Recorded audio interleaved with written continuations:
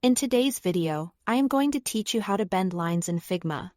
If you've ever needed a simple arc or a smooth curve without wrestling with bezier handles, Figma's bend tool makes it fast and intuitive.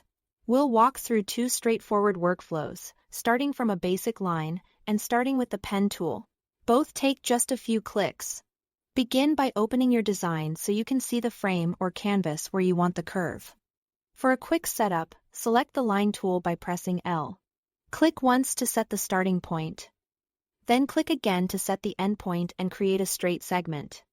If you want it perfectly horizontal or vertical, hold Shift while placing the points.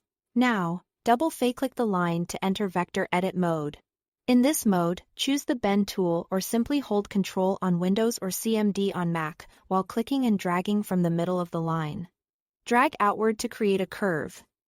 The farther you pull, the deeper the arc. Drag to either side to flip the curvature. If the shape feels too tight or too shallow, move the endpoints closer or farther apart to refine the bend and keep adjusting the midpoint drag until it looks right. Let's look at the pen tool workflow, which gives you the same bend with a little more control over anchor placement. Press P to activate the pen tool. Click once to set your first point. Then click again to place the second point and form a straight segment. Press Enter to confirm the path. Double-click the line to enter vector edit mode. Just like before, select the bend tool or hold Ctrl or CMD and drag from the middle of the segment to create the curve. Use the same motion to increase or decrease the arc and reposition the endpoints if you need to tweak spacing or direction.